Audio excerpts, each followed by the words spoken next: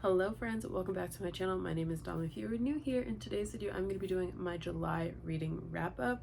I was able to read most of my TBR list this month.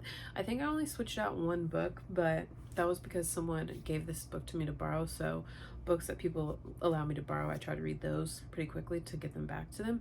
Anyway, that's just how my mind works. But let's just get into the books that I read and what I feel about them and all the things. Okay, so I read two of Carly Fortune's books. I read Meet Me at the Lake and I read This Summer Will Be Different. I really enjoyed both of these. I think I liked Meet Me at the Lake more. This one is a 4.5 out of 5 stars. I loved this book. I ate it up. I read it so quickly. I actually got this book for my mom and then I read it, I think, before she did. And I was like, yeah, I'm keeping this book because it was so good. I love the setup of the story. I love how Fern and Will, which are two of the main characters, I love how they ended up spending 24 hours together. And they're like, yeah, there's not really there's a little bit of a budding romance, but it's not romance in the way where it's just in your face, because they both had situations going on. They both had significant others. But I just think when you he's an artist, she's a barista, they spend 24 hours together, going around Canada. I think it's Toronto, I want to say, is where they're in for the 24-hour stretch, because she is trying to decide whether or not she wants to move back home, and she really doesn't want to move back home, and she's got a boyfriend that's back home, and she's got her best friend that's back there and her mom, but she really doesn't want to do that. And he just kind of inspires her to not do that. He's like, well, do what you want to do. So I really love that aspect. But so they make a pact to meet back up in a year from that date, but he does not show up, and they're supposed to meet at the lake resort that her mom owns and is running, but he doesn't do that, and she waits for him. And so 9 years goes past. She is now running the resort, and this resort just kind of fell into her lap because of some unforeseen circumstances. So she's trying to decide whether she wants to keep it, whether she wants to run it, all of those good things. And then Will comes walking through those resort doors with a suitcase in tow, and he's like, I'm here to help. If you want to help, if you want help, I will help you. So we kind of navigate that, and then we also kind of see from each of them, they kind of fill in the gaps, what happened for the past 9 years. So I really liked it a lot. I flew through it. It was so good. It inspired me to actually read This Summer Will Be Different. And I really enjoyed this one as well, but I definitely think that I liked Meet Me at the Lake a bit better.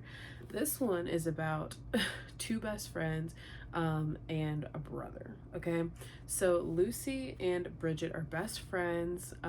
Lucy and Bridget made a pact a while ago that they were you'll never fall in love with my brother, yada yada yada, because Bridget had a friend who fell in love with her brother that ended poorly. And so she doesn't want that to happen to her current best friend, because when Bridget's friend and her brother broke up, she also lost a friend as well. So that is why they have a pact going on. But little does Lucy know, when she meets Felix at this bar, it's kind of like a little bar slash, not shack, but it's where you can eat oysters, like an oyster shack, whatever you want to call it. She ends up hooking up with him, but she does not realize that that is her best friend's brother until after the fact. And so from this point forward, they have this kind of forbidden romance thing going on, but Bridget, the friend, doesn't know that they've slept together. It is a whirlwind of all of the things, and they're trying to keep it from her at the same time, but then they're still very attracted to each other. And this happens over a course of time. So every time they see each other, it's this weird tension of we shouldn't be together, but we really do like each other. So I think it was a fun one. It was a good read. I really enjoyed it. So yeah, I recommend this one as well. I would give this one a 4 out of 5 stars for sure. I think it just took a while to get to the reason why Bridget was running away for a week and a half, a couple weeks. She left for she left her hometown a week before her wedding. to go back to the island. So we're like, what happened? And we're not really getting answers. So I think it did take a little bit of time to get to that part of why Bridget with it was there. But other than that, I thought the book was really good. I really enjoyed it, and I read this one pretty quickly as well. This one took me a little longer than Meet Me at the Lake, but it's all good. On to the next book I read. This one I did enjoy, and I have mixed feelings on this one. This is the first Lauren Asher book I want to say that I read, I think, but it is called Love Unwritten, and I think it is part of like a series. I think it's a part of a series. This one, I think they're all standalones, but I think there's like books to this. I think they're all like about single dads. This one is about a single dad named Raphael, and Ellie, she is a nanny, and she is Raphael's son's nanny. Duh. She's a writer, and he's like this billionaire who, I think he's like a tech billionaire or something like that. But anyway, so yeah, there's just like this tension there. Like, he's her boss, and he's like, she's my son's nanny, but she's always kind of like had a crush on him. So yeah, I think the book was good. I just think it was very, very long. This book was like 600 pages, and for me, a romance book does not need to be that long. I don't like when romance books are that long. I just feel like it could have been condensed some, which is, I feel like, why I didn't love this book as much as I could have. I think for romance books, I like them to be between 300 to 400 pages. I feel like for me personally, that's the sweet spot, because everything else after that, I feel like we're not wrapping it up. You know, so that's just my personal take. I think the story was good. I just feel like it just took way too long, and I feel like that was the main, and I think because it being so much longer than I feel like it was necessary, it took away from the story. I think if it was like 400 pages long, I think it would have been just as good. I think we could have gotten all the content that we needed out of there. I just think, you know, that like the forbidden like lovers and the tension, all of that, I feel like there was just too much of that almost. Like, at a point we get it, we understand it, but sometimes it's just too much, and we need to see like a resolution happen. So I feel like maybe that stretched a little bit longer, especially since also Ellie, the main character, she's a writer, and some of her music was stolen, and so she's kind of going through these court proceedings as well. I think like we could focus more on those things, or we did focus on that. So since we focused on that, I don't think that we needed as much filler. So anyway, I don't know. I don't even know what to rate this book. I would say 3.5 to 4 stars, somewhere in there. If I could give it like a 3.75, I probably would. But yeah, it wasn't bad. I would still read more of her work. I just think it didn't need to be 600 pages long. That is my biggest gripe with it. But I did enjoy the story.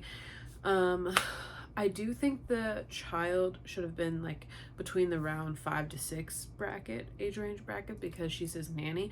To me personally, when I think of a nanny, I think of someone who's taking care of like a child that's like 1 to 6 or 7, which I know you can be a nanny for kids that are older than that.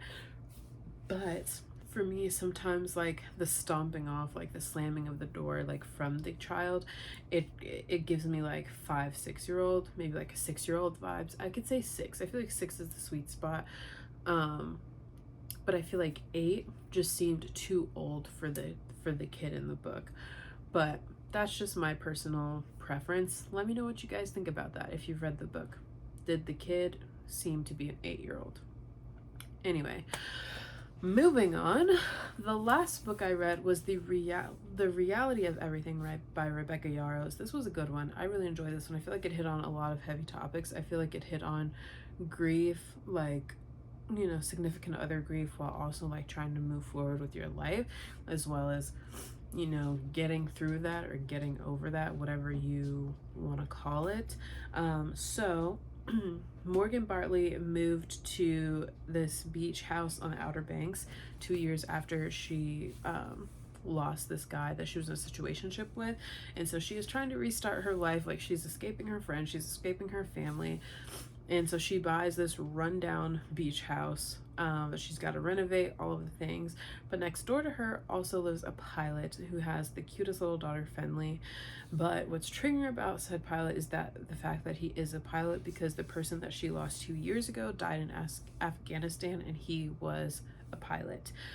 He was on a mission and he ended up getting killed in Afghanistan. So she's like swearing off of this man. She's like, no, I will not date another pilot. I will not be in a situationship with anybody else. She's like, my heart just cannot handle that. And so as she's here, like on this in her new home, like preparing for her new job, renovating this house, we see her go through therapy, grief therapy. And it's just so interesting because like day by day she gets a little bit better, but sometimes it'll be something that triggers her and takes her right back to that point of like, this is still fresh, this is still new. But we also see Jackson, who is the neighbor, we also see him like in a way where he's like, yes, I understand how triggering this is for you, but he's like there, he's reassuring, and he's not necessarily like in competition with this person who passed away, and he's very understanding of her grief. And I think that's so important, especially because I feel like it's something that's not really talked about enough. Like, if my boyfriend passed away now, God forbid that happened, but I'm saying like I would not want to move on. And if I felt like I could, like, she feels guilty for, you know, maybe feeling some happiness or feeling like she could love somebody again. And I think that is just like so important to like destigmatize, because you know, you don't think of these things. You don't think of like, oh, my significant other could pass away. And because in my mind, I'm like, if my boyfriend were to die, I don't think I'd ever date again. And I'm like, okay, but that's like crazy. You know what I'm saying? Like, your life doesn't have to end because this person isn't here anymore. And I know for me, like, I would want my boyfriend to move on and find happiness again with outside of me, you know? But anyway, so I think this book touched on a lot of good topics. I think it was a very good read. I enjoyed it a lot. I personally think that I give this book a 5 out of 5 stars. I don't know if everybody will feel that way. I don't really know. I haven't watched any reviews or anything like that, but this book was very, very good, and I really liked how it talked about grief in the book, because you can be sad and happy at the same time. You can be heartbroken and still feel love at the same time. And I think this book does a very good job at portraying that. And just because you're feeling one doesn't mean that you can't feel the other. And so I think that was probably like the most, I don't know, not monumental lesson, but I feel like that was the lesson that I feel like a lot of people could take. That was a really good takeaway from reading this book. So I really highly recommend you read it. I liked it so much. All of these books have spicy content in them, so reader beware. But anyway, thank you guys so much for watching this video. I hope you guys enjoyed my July reading wrap up. My August TBR will be coming very, very soon. And I will see you guys in the next one. Bye, friends.